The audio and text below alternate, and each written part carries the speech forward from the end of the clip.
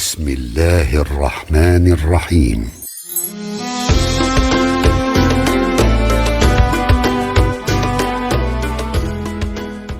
Alhamdulillahilladzi hadana lihadza wa ma kunna linahtadiya laula an hadanallah.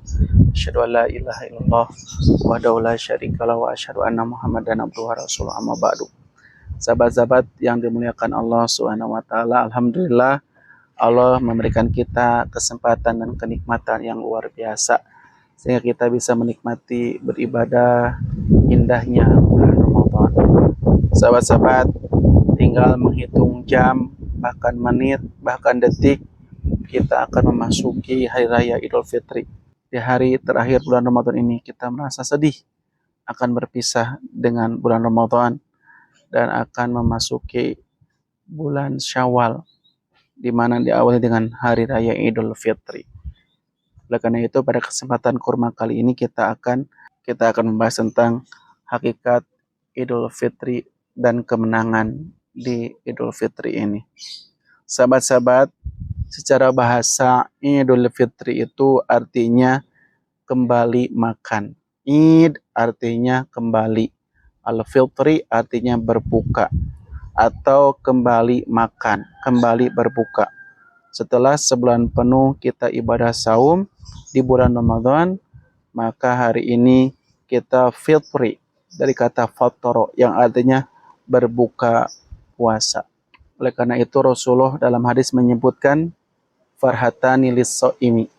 Ada dua kegembiraan bagi orang yang melaksanakan ibadah saum. Yang pertama inda fitrihi. Yang pertama ketika mereka berbuka puasa atau ketika mereka berbuka saum. Artinya Idul Fitri mereka gembira saat berbuka. Yang kedua inda liqa'i rabbih. Mereka bergembira saat bertemu dengan Allah Subhanahu wa taala. Jadi Idul Fitri itu secara bahasa kembali berbuka atau kembali makan-makan. Namun secara maknawi dalam ajaran Islam, Idul Fitri juga sering dikaitkan dengan kembali ke fitrah atau kembali kepada kesucian atau kembali kepada asal manusia. Kenapa? Ini didasarkan pada makna hadis bahwa Ramadan itu menghapus dosa-dosa. Man shoma Ramadana imanan wahtisaban. Siapa yang saum karena iman dan mengharap pahala Allah, kufirullahu, maka diampuni dosa-dosanya yang telah lalu. Artinya bahwa saum Ramadan menghapus dosa-dosa, sehingga manusia seolah-olah kembali ke fitri, kembali ke fitrahnya, seperti bayi yang baru lahir. Sehingga meskipun secara literal Idul Fitri itu hari raya berbuka, makan-makan, tetapi secara maknawi bisa juga dimaknai sebagai momentum kembali kepada kefitrahan, kembali kesucian fitrah, yakni kembali kepada keadaan yang lebih baik, kembali kepada keadaan yang lebih dekat dengan Allah Subhanahu wa taala. Jadi makna kembali makan dan kembali suci bukanlah sesuatu yang bertentangan, tetapi saling melengkapi dalam pemahaman yang lebih luas tentang Idul Fitri. Hari makan-makan dan mudah-mudahan hari-hari kita dibersihkan dari dosa-dosa. Sahabat-sahabat rahimakumullah, esok kita akan merayakan Hari Raya Idul Fitri. Hari kemenangan setelah sebulan penuh kita beribadah di bulan Ramadan. Namun apakah kita sudah memahami bahwa Idul Fitri itu bukan sekedar kembali makan saja? Banyak yang beranggapan bahwa hari Idul Fitri adalah hari untuk memakai baju baru, hari untuk makan makanan lezat, dan hari untuk bersilaturahmi. Padahal Hari Raya Idul Fitri itu lebih daripada itu, lebih dari sekedar perayaan.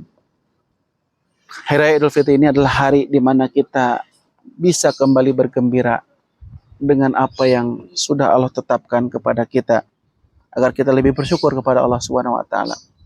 Allah berfirman dalam Al-Quran surah Al-Baqarah ayat 185, walitukmilul iddata walitukabbirullaha ala mahadakum wala'alakum tashkurun. Dan hendaklah kamu mencukupkan bilangan puasa Ramadan dan hendaknya kamu mengagungkan Allah atas petunjuknya yang diberikan kepadamu supaya kalian bersyukur kepada Allah Subhanahu wa taala. Berarti ayat ini menyuruh kita merenung bahwa Idul Fitri itu hari momentum perayaan agar kita semakin bersyukur pada Allah atas kesempatan beribadah dan atas kesempatan kita bisa menikmati bulan Ramadan dan atas kesempatan kita bisa meraih ampunannya. Sahabat-sahabat yang dirahmati Allah Subhanahu wa taala, momen-momen yang berkaitan tentang Idul Fitri, ada amalan penting yang harus kita lakukan saat sebelum bahkan ketika menjelang Hari Raya Idul Fitri. Yang pertama, kita dianjurkan untuk membayar zakat fitrah sebelum sholat Idul Fitri. Kita diwajibkan membayar zakat fitrah agar semua orang bisa merasakan kebahagiaan di Hari Raya. Bahkan Rasul pernah bersabda bahwa zakat fitrah itu sebagai penyucian jiwa terhadap kekurangan saum kita. Yang kedua, sebagai momen untuk berbagi kebahagiaan, memberi makan orang-orang fakir dan miskin. Nanti setelah hari H, kita mau melaksanakan sholat Idul Fitri. Maka sunahnya, sebelum sholat kita disunahkan mandi dulu, memakai wangi-wangian, kemudian memakai pakaian terbaik. Kalau ada yang baru, pakai yang baru. Kalau nggak ada, yang lama pun nggak apa-apa, asalkan bersih, rapih, dan suci dari kotoran, dari najis. Kemudian sepanjang perjalanan menuju lapang tempat kita Idul Fitri, kita mengumandangkan takbir. Allahu Akbar, Allahu Akbar. Ya, takbiran. Ya, itulah momen Idul Fitri. Kemudian kita melaksanakan sholat Id di lapang, mendengar khatib ceramah. Itulah momen Idul Fitri yang sesungguhnya. Kemudian setelah Idul Fitri, kita pun dipersilahkan untuk saling berdoa, bertahniah. Kata para sahabat, sungguh para sahabat Nabi, apabila mereka saling bertemu di momen Hari Raya Idul Fitri, mereka saling membaca, taqabbalallahu minna wa minkum. Semoga Allah menerima amal kami dan amal kalian. Kenapa? Saking khawatirnya para sahabat amalnya tidak diterima di bulan Ramadan. Makanya mereka saling bertemu, saling mendoakan agar amalnya diterima. Jadi tahniah Idul Fitri, taqabbalallahu minna wa minkum. Boleh tidak saling memaaf-maafkan? Silakan. Itu urusan kebiasaan di Indonesia. Adat di kita ketika Idul Fitri kita silaturahmi sambil saling memohon maaf dan memaafkan. Itu adalah kebiasaan yang baik, asalkan jangan dianggap sebagai yang harus ada di saat momen Idul Fitri. Itu hanya kebiasaan yang baik yang Nabi mengatakan bahwa setiap orang harus saling memaafkan dan meminta maaf. Sahabat-sahabat waktu iman rahimakumullah. Jadi Idul Fitri harus menjadi awal kebaikan, menjadi awal kita bangkit ya untuk menjadi pribadi yang lebih baik.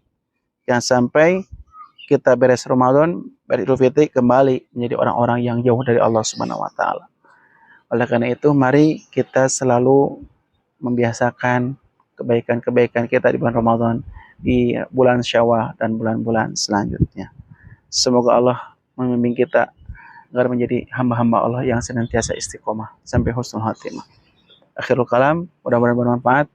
Terima kasih bagi semua jamaah dan sahabat-sahabat yang sudah menyimak acara Kurma Kultum Ramadan dari episode 1 sampai episode yang ke-30 ini.